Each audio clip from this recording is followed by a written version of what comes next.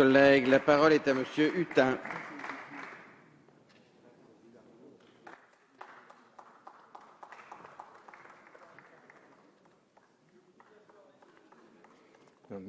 Merci, Monsieur le Président. Je suis le dernier intervenant de cette discussion générale. Alors, vous ne m'en voudrez pas, Madame la Ministre, Madame la Présidente, Monsieur le rapporteur, Madame la Présidente, Monsieur le rapporteur pour avis, plutôt qu'un discours convenu, de vous donner un sentiment sur cette réforme des retraites. D'abord, je voudrais dire, et je pense qu'on ne l'a peut-être pas dit assez, mais on peut le dire, c'est une réforme de gauche. Disons-le clairement, c'est une réforme de gauche. Pourquoi c'est une réforme de gauche ? Parce que c'est une réforme qui est réaliste, et qui est progressiste. Clemenceau disait, en période de crise, la seule politique possible, c'est le réalisme. Nous sommes en période de crise, il y a du réalisme dans cette réforme. Il y a du réalisme parce qu'il y a risque. Il y a risque majeur pour notre régime de retraite. Je ne fais pas campagne. Elle est progressiste. Pourquoi est-elle progressiste ? Parce que des 4 réformes de ce début de siècle, c'est la première qui nous donne des droits nouveaux. Disons-le clairement, nous ne l'avons pas encore dit, ce sont des droits nouveaux qui sont octroyés aujourd'hui, qui vont être octroyés grâce à cette réforme. Alors, les femmes, la maternité, les familles soignantes, aidantes, les agriculteurs, Germinal Perron en parlait tout à l'heure, ce sont des droits nouveaux qui existent aujourd'hui. Et un droit essentiel est celui de la pénibilité. La pénibilité, s'il vous plaît, la pénibilité, c'est quelque chose d'essentiel. La pénibilité, je crois que on en a parlé beaucoup. Avec Madame la Ministre, nous avons travaillé lors du dernier mandat sur une mission parlementaire avec Jean-Frédéric Poisson, mission qui était adoptée à l'unanimité, sur les risques psychosociaux. Permettez-moi de dire un petit mot sur les risques psychosociaux qui sont quelque chose d'essentiel. Dans l'ensemble des décrets qui sont pris par le gouvernement, je pense que les risques psychosociaux, c'est vraiment quelque chose de nouveau.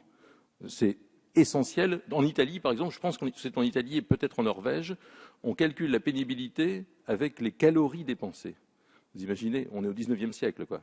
Il y a la pénibilité physique, mais il y a aussi la pénibilité des risques psychosociaux. On peut penser, et on en a parlé encore extrêmement de nombreuses fois récemment, on peut penser aux plateformes. Ces gens qui travaillent longueur de journée à répondre à des tas de gens, c'est quelque chose de terrible, et je pense qu'il faudra imaginer ça. Cette réforme est éminemment politique aussi, parce qu'elle est critiquée aussi par la gauche de la gauche, mais je pense qu'on peut aussi s'en satisfaire parce qu'il faut des avocatus diaboli, les avocats du diable, de la béatification.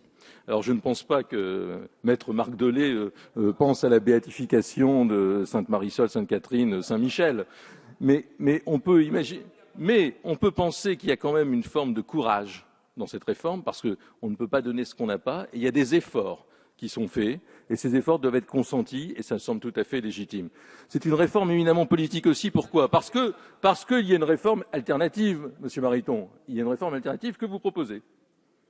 44 ans, 65 ans, avouez qu'elle est quelque peu brutale.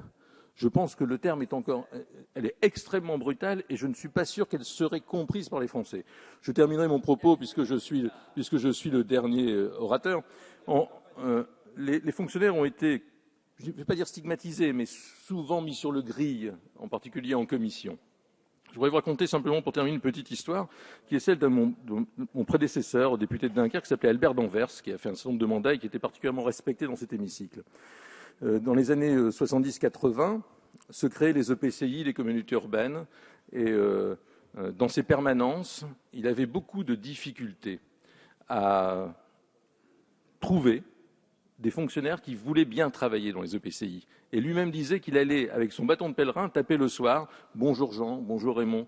Dit ton gamin, il veut pas travailler, il veut pas être fonctionnaire, il voudrait pas travailler à la communauté urbaine de Dunkerque. » Et la plupart des parents répondaient « Non, il va travailler à Usinor, il va travailler au port. » Et je pense qu'il ne faut pas oublier que dans ces années-là, être fonctionnaire, c'était pas forcément un avantage immédiat et pensé et imaginé. Et ce sont les gens qui partent à la retraite aujourd'hui, au tempora, au mores. Au tempora, au mores, les temps ont changé, mais n'oublions pas que les gens qui partent à la retraite aujourd'hui sont des gens qui se sont engagés dans des EPCI, dans des communautés urbaines, alors que ce n'était pas la priorité et qu'ils ne pensaient pas à un quelconque privilège. Je vous remercie. Merci.